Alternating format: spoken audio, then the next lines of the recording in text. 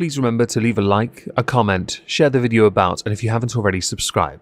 Thank you.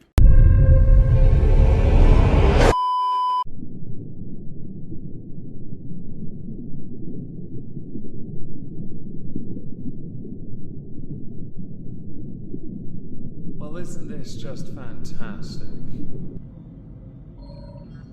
Hello everyone, welcome to the exhibition of spoopy people. Yes, I said that. You're welcome. I'm Beetle Moist. Can you tell? Today we're going to start with a tweet from WrestleOps. Sports Illustrated ranks the 20 greatest. I really just say that? Greatest WWE wrestlers of all time. Now I take great issue with this list, not least because Ric Flair's not on it. Additionally, you have one female. One. Okay. Perhaps we should separate the two. Have the 20 greatest, apparently, WWE wrestlers, men's and women's. That might be advantageous. Becky Lynch is 20, by the way. I can agree Stone Cold, certainly marketability, should be near the top. Hulk Hogan, absolutely. The Rock, yes. Reigns, Cena, Undertaker, Triple H. But then what is your criteria for a greatest? I'm going to commit to that word.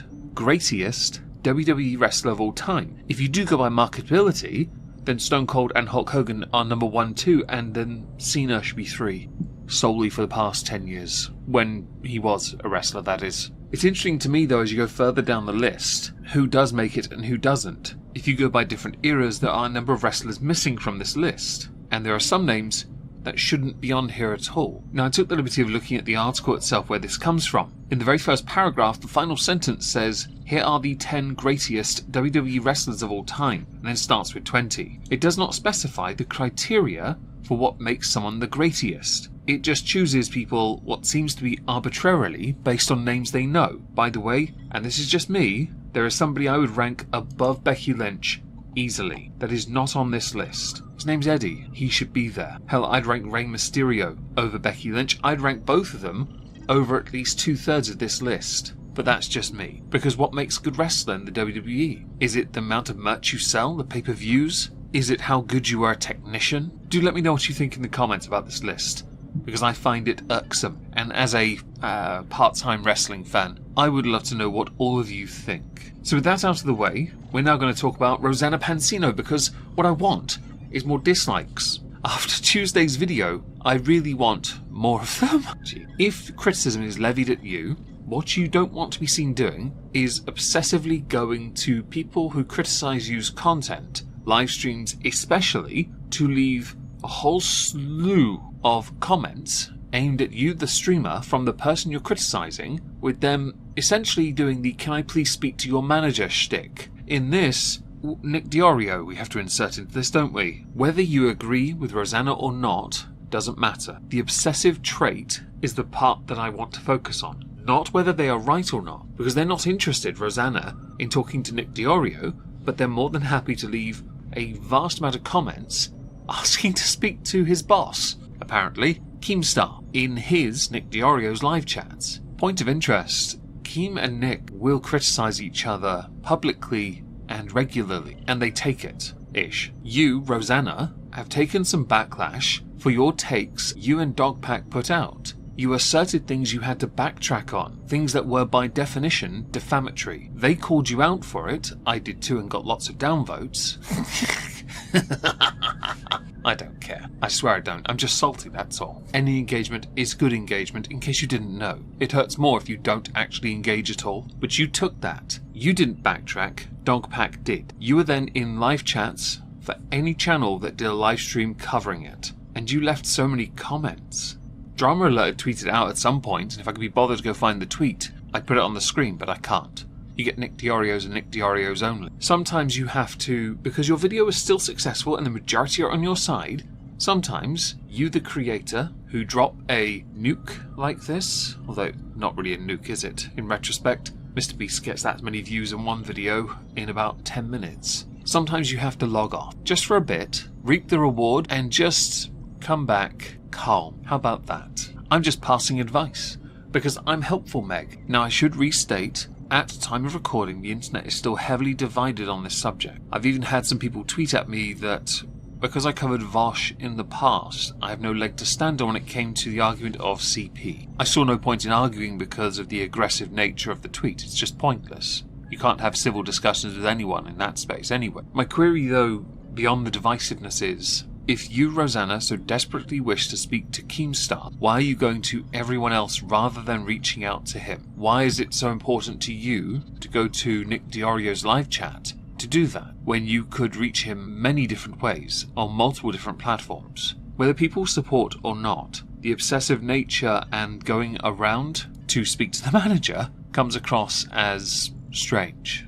I'm going to go with strange because there are other words, and because I really don't want pointless dislikes for me just simply stating this doesn't look right. In keeping with the theme of a divisive individual that will undoubtedly get me more dislikes, Hasan Piker. He's been very busy on his Twitch of late, more notably because, to protect himself, understandably so from his poisonous community, he has removed VODs for the past 2 months. No joke, he has scorched earth. Now there's a reason for this. He's done this because as the 4th most watched streamer in Twitch history, he now knows he is no longer free of the consequence. The arrogant swagger is dissipating. Now of course, if Kamala wins, I can imagine he'll come back with a vengeance on this. If Trump wins, I can imagine he'll also come back with a vengeance, because he'll be in the opposition and I think that'll help him. But he's done this because he has a number of rather poor takes when it comes to culture, when it comes to society, when it comes to the Middle East, when it comes to Israel. His takes have led to others piggybacking off that to be a bit more edgy than him. That's not to say he is completely clean, by the way. And he's realised, well, he is the head of the Hydra and there's a risk to his head. Last thing he wants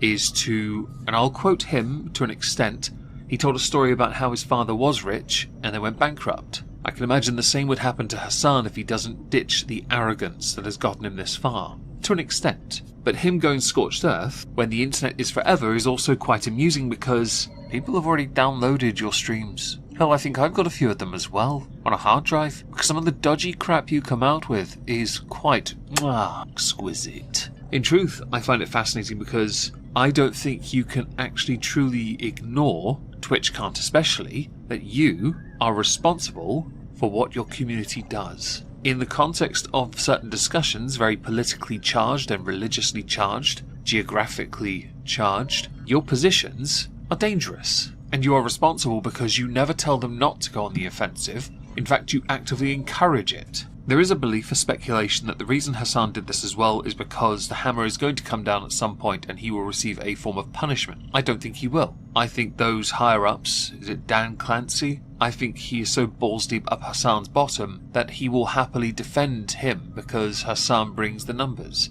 But there's also a speculation because of the political wing of Twitch and the IRL streamers and the thoughts that Twitch is going to be sold off soon. That reward system might change, I guess. Those trophy things, yeah, they're probably going to go. I can't imagine anyone's going to want to, whoever buys Twitch, if they ever sell it, will want to keep it if they know that that's going to cost them money as well. Moving on, an honourable mention to the Twitter user I'm Not Popbase, who had replied to Popbase after they said Bad Bunny has endorsed Kamala by saying he's not even American. Community note, Puerto Ricans are American citizens. This then started a, let's say, farming engagement thing where Poppy would intentionally downplay the validity of a Puerto Rican in the United States as a citizen, and she get community noted every single time. Puerto Ricans are, for those who don't know, regarded as US citizens under the Immigration and Nationality Act, the INA. They are citizen by descent because of an act of March 2nd, 1917 that granted citizenship to all citizens of Puerto Rico and certain natives who returned to reside permanently after 1899, and they are US citizens under the 14th Amendment. I've often found it quite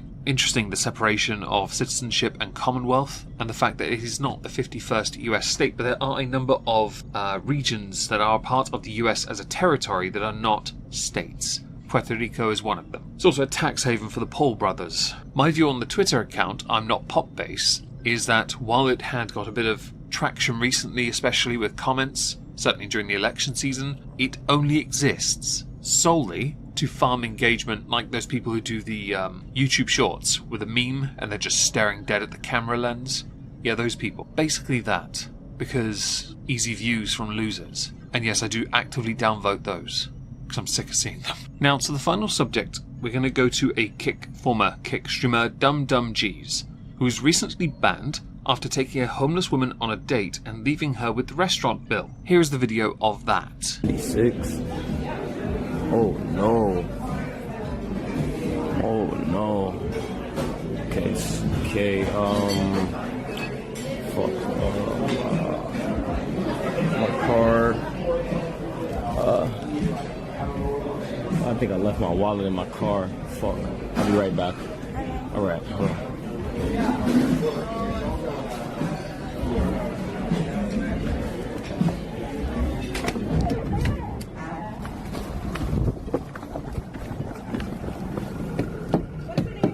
My name's ATM Nari. At this point, when it comes to Kick streamer, there is so much damage done to the rest of the streaming community on that platform that these streamers, whether scripted, whether played out as some kind of pantomime or not, they have managed to well and truly, because of mainstream attention, poison what it means to be a streamer on that site. They know this, and yet they don't stop, because they feel removed from it because they want to stand out in some way. Kick CEO Eddie Craven and Bijan Tehrani announced they've banned the streamer and are now trying to locate the woman to give her $50,000. Confirmed on Twitter by both actually stating this verbatim. The streamer in question has put out an apology on the situation, or an explanation, and it ended up with a community note that said, like all his scripted, quotations, content, this false apology is scripted, unapologetic, dishonest, and disrespectful. The streamer clearly lied, stating he had pre-arranged payment. However, it has been made apparent that the restaurant ended up footing the bill, piece of S, linking to Reddit, where it is in fact confirmed. So let's see the apology, or sorry, explanation. What up, y'all, man? It's your boy DumDumG's, man. Yo, what's good, man? So basically, I'm here to clear up the air, bruh, for the clip that's been going viral, bruh, that I did for Sam Pepper's challenge, was to find a date with a stranger, you feel me, and meet the stranger, and then just get a funny clip out of it, bro, you feel me? So at the end of the day, bro, I did what I did, bro, and now that I'm already disqualified, I'm banned already because I took it out of context and took it to the extent, bro. You losers are all the same. Streamers, that is, that do IRL content. Losers. Clout chasing, desperately clout chasing, to find some form of validity to complete online challenges. Is that really the excuse we're going with? He's not finished. I just have to insert this bit in for fair use. I rate that shit, bro. Like, before stream, I talked to the female, I talked to the lady, which is Mabel, because as you can see when I sparked my stream, I literally went right towards Mabel, bro. Like, I seen her before I got dropped off, before I sparked my stream. I literally had the conversation about her, what we're gonna do, you feel me? I gave her the money already beforehand, I let her know what we was gonna do. That's why I said I was gonna leave her and come back for an hour if you watch the VOD, bro. You feel me, bro? Let's say for a moment, and we're going to be charitable about this, you are being truthful. So you're essentially exploiting a homeless woman and farming for clicks in a prepaid scripted stunt. Do tell me where the optics of this make you look any better. Please, tell me. But at the end of the day, bro, it turned out bad, bro. You feel me? Because I wasn't gonna tell y'all I scripted it, or it was scripted all the way until I won the challenge, because at the end of the day, I didn't want Sam to see or say that I scripted it so I could get disqualified, you feel me? Long story short, it still ended up backlashing on me. I got disqualified and I got banned, you feel me? So, but I get unbanned in 3 days, you feel me? So I'm gonna be sparking back up, bro. But that's just to clear the air, bro. Like, wait, so you weren't banned then? You were just suspended? I see Kick like Twitch like to misuse the word ban then. Of course, it is not my place to determine how long your sentence should be when it comes to bans. At least there's some consistency with the fact that streamers on Kick actually do get banned for some of the dumb stuff they pull in public. Perhaps you'll learn your lesson from this and stop using homeless women, apparently, for clicks. Everybody back coming in my DMs and stuff, bro. At the end of the day, I'm a content creator too, bro.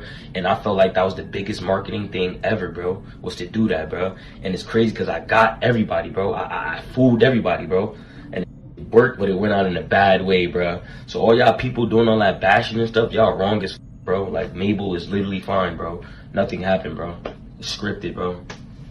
Appreciate y'all for the love, bro. I'm gonna see y'all in, when I get banned, 3 days. Streamers like you deserve to be yeeted off every platform, and you should be ashamed of yourself for lying. I think people who go out of their way to do this kind of crap, these kind of stunts, this kind of behaviour, is typical of somebody who just wants to find a way to stand out, like the blonde bimbo who painted clothes on to go to the gym and got called out for it, because the security around her gave her away as if the tight clothes didn't. We could see your IUD. Or taking a homeless lady swimming in a lake when the lady couldn't swim and then running away. Whether it be Fusi right now repeating his cycle by attacking his cameraman and getting punched for it. Because Fusi got a Fusi. To Fusi now is like when I used to play 7 Days to Die, and one of my patrons, Skog, constantly broke his leg, so he'd say, "You skogged yourself." To Fusi is to attack everyone around you, get a new crew, and start again. When things don't go right, attack your crew, get new crew, and start again. One day that's going to be in the dictionary, I reckon. The picture for it, though, will just be a tattooed hairline